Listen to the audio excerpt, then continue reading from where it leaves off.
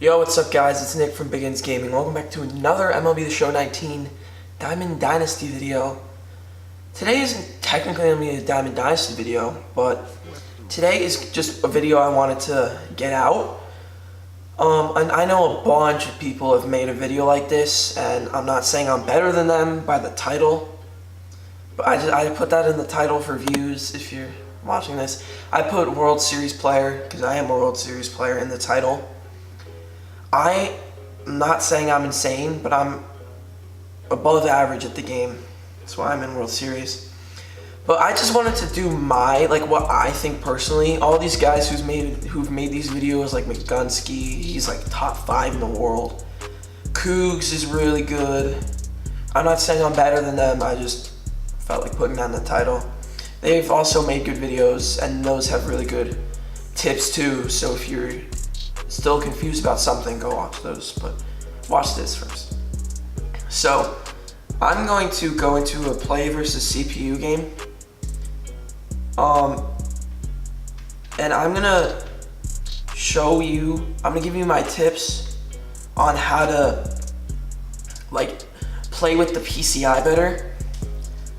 So literally before I get into the game, there's one thing I want to say about hitting, which will make life so much easier, is if you have guys with higher vision, it'll make your lives so much easier. Because what vision does, what that rating does, is it determines the size of your PCI. So, and another factor is the pitcher's hits and Ks per 9. So if you're let's say you're Aaron Judge, who is like 25 vision, and you're facing 99 Kershaw, let me look at his per 9s, who has 107 and 113 per 9s, your PCI is going to be tiny. If you have someone like Bill Mazeroski at the plate who has 125 vision, his PCI is going to be huge. So vision is really important. People don't really realize that.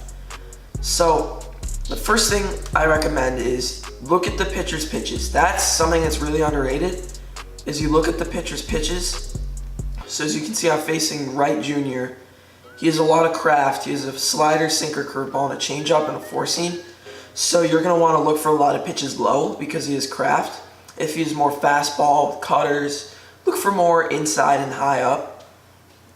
But you're also, like I said, want to look at their per 9s.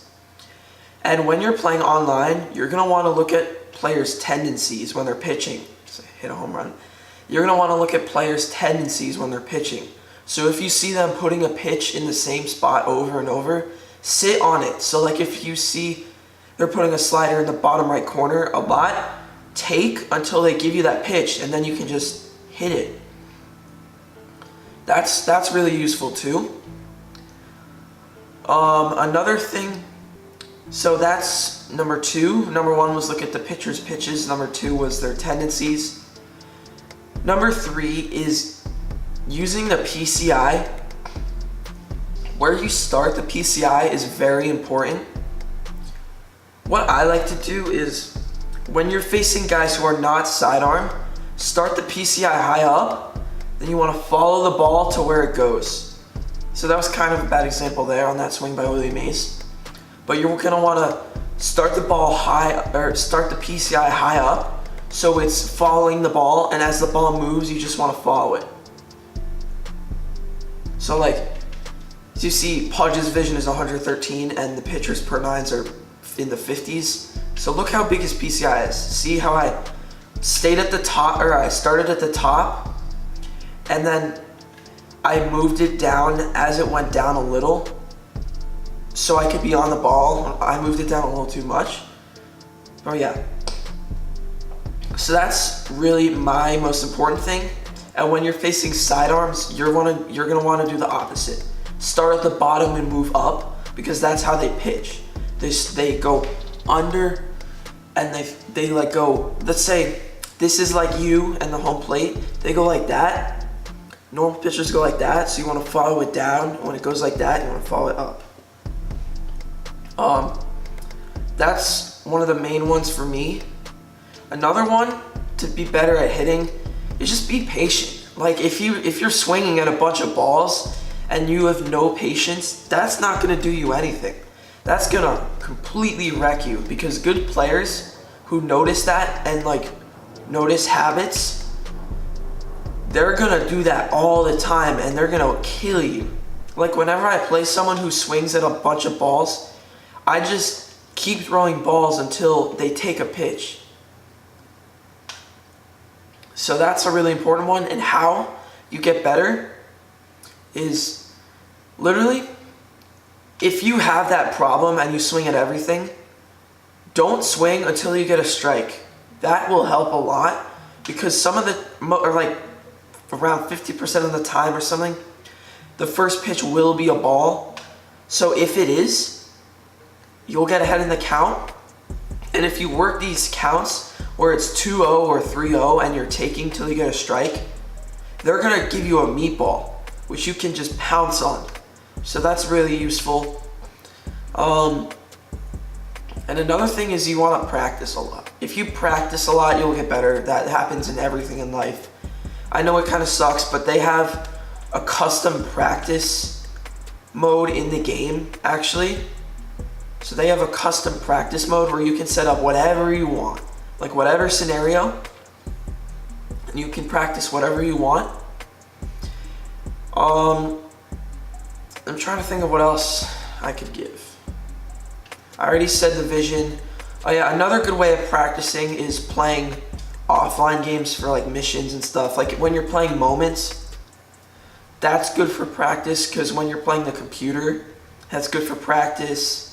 If you're playing Conquest, that's really good for practice, because you're playing at high difficulty sometimes against the computer, which is easier than high difficulty against a real person. So yeah, those are my hitting tips. I'm trying to think if there's anything else. I guess I could say this. Everyone really knows this. But make sure your hitters are like really like, they're good against the pitcher that you're facing. So like, for example, Nolan Arenado, he is an inside edge against righties, but his stats are in like the low 70s. If he's on the bench and they bring in a lefty, bring him in. If they bring in a righty, don't bring him in. Bring him in. Make sure you notice what these guys' ratings are against like lefties and righties, and do that whole situation. Like if they bring in a righty, bring in Andrew Jones because he's better against righties. Like that's just common sense, and I know it's kind of dumb for me saying that, but most people don't really realize that. Like if they bring in a lefty, I wouldn't bring in Joey Votto. If they bring in a righty, I would. Like it's just common sense that you kind of have to use. I'm trying to think of like some more tips. Another good one is playing Road to the Show with dynamic difficulty, and I don't think anyone said this before, but that's a really good way to practice with the PCI. Because as I get gunned out at home, with dynamic difficulty, that doesn't exist in Diamond Dynasty, but it does in Road to the Show. With that, what that is, dynamic difficulty. So you start out in rookie, and as your performance increases, the overall increases, or the difficulty increases. So that's really good practice. So you start out practicing on rookie, and as you get better and better, you practice on higher difficulties. That's a really underrated one that not that many people talk about, is playing on dynamic difficulty on Road to the Show. I think that's pretty much it for this video. Yeah, so I gave a bunch of tips right there. I'm trying to think of the order and think of how many I did.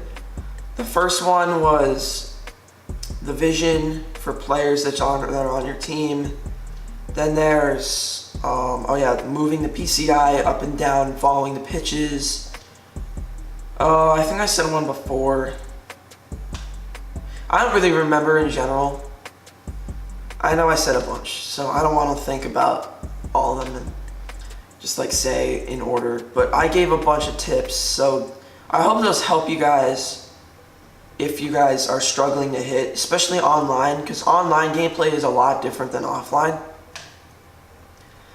So yeah, that's going to be it for this video. Hope you guys enjoyed. If you're new here, hit the sub button, like the video, share, do all that stuff. Follow me on Twitch too. I need some Twitch followers. I'm pretty low on Twitch. But yeah, that's gonna be it for this video. I hope you guys enjoyed. I've been your host, Nick from Big Ends Gaming. I'll see you guys in the next one. Peace.